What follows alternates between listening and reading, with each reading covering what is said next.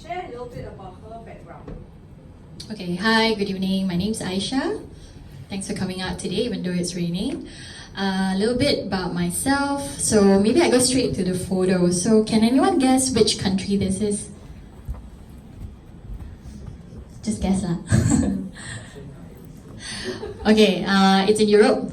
Germany, Switzerland, France. France. Actually, it can be anywhere in Europe. Europe got so many lakes, right? So this is actually in Switzerland. It's a photo that I took myself last summer. And I chose this photo because I've been very lucky to be part of a company, a Swiss company, that has brought me to a couple of places. So I'll share with you a little bit more about that. But first of all, when Dr. Lam asked me to share a few things about myself, I thought about the order. So I'm very structured, so I thought about the order. Which one comes first? So obviously my identity is really that I'm a mother of two. I'm not, all these other things is secondary. But 4 years ago, I was honored to have my first child. She's 4 now, she just turned 4, and then my second son, he's 2. So I'm very proud to be a mother of 2, and that is primarily my identity, which is exactly why I do a lot of things in my life. So apart being a mother of 2, I also have other masks that I wear in the day. So I'm the head of operational risk management in Asia for a reinsurance company. What's a reinsurance company? It just gives insurance to the insurance companies. So if you've never heard of that before, there's such a thing. So insurance companies need to buy insurance themselves. And for the Singapore entity, I'm the Chief Risk Officer. And for the industry, I'm part of the executive committee for Women Advocacy Group. So I have all these identities, but I'm very clear in my mind what I am, and I'm first a mother and a family person. So because of my work, so these are my 2 kids, this is about 1 year ago.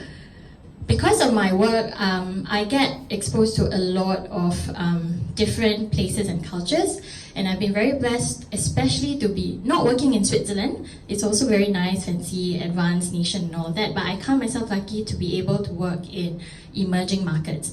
So I spent 3 years living in KL. I spent another 5 years working, based in Singapore, but serving the Indonesian market. So this is the famous roundabout in Jakarta. And what I saw when I did business in these countries were, it opened my eyes up to a lot of these family businesses that are extremely large, the conglomerates. So I don't know if you've heard before, groups like Lippo Group, they're huge, right? Sinar Mas, then you have the family-owned businesses in KL. And what I saw there was that you get to that place not by being an employee. So I've always been, cognizant of the idea that if you want a certain freedom, lifestyle, you shouldn't be an employee. But of course, given our different circumstances, maybe we've not had a chance to, set up a business before due to many different circumstances. But I was always very cognizant of that, right?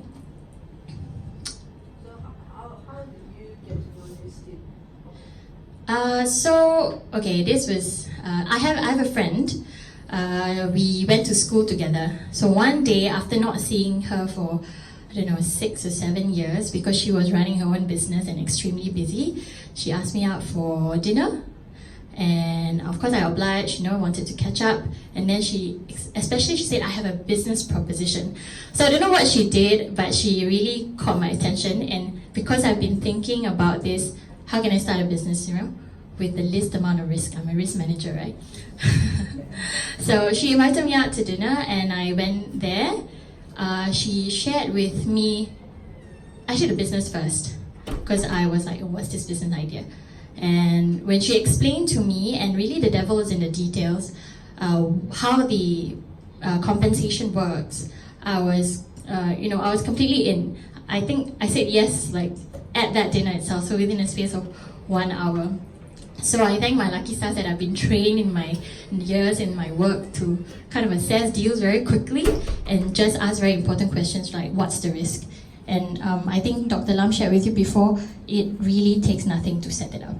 And I think in a lot of instances, so Dr. Lam shared a bit about, you need to make certain choices in your life. You have to recognize when opportunity comes. Yeah. So luck, I think I've heard this before. Luck is when preparation meets opportunity. So for me, I was preparing myself mentally to at one time do business. When the opportunity came knocking and I assessed it as a good opportunity, the best opportunity, I went for it. So it was quite immediate. So that was how I was introduced to New Skin. Okay. So why then would you then embrace the business so quickly? I mean, what do you see that you could give? Okay, so immediately, right, when I understood the compensation plan as it was explained to me, like I mentioned before, my bread and butter every day for the past almost 10 years is to manage risk. So even as an underwriter, so basically telling the insurance companies, I can cover you for the insurance, but you need to pay me a certain amount of money because there's a certain amount of risk attached to it. So I've been trained to look at worst possible case scenario. And in New Skin, so I just highlighted what I do. So when there's a disaster, and this was the Tohoku earthquake, the reinsurers had to pay a certain amount of money to the insurance companies who then transfer the money over to the insurers, right? So when I thought about New Skin, I asked my friend, what is the cost of doing this? So with a lot of MLMs, you get subscription costs. You need to pay a certain amount of money to buy water filter or something like that. But she was very frank. She said you just sign up on an account. It's free. It's like a shopping account. We will be introduced to a couple of people who've done the business who will teach you how to do it, and we recommend for you to try certain products, and that's it. So if they recommend and you don't want, then don't buy lah. But if you want to do it as a business, then you have to try something, right? And if you look at the prices of the products, it's like a few $100s.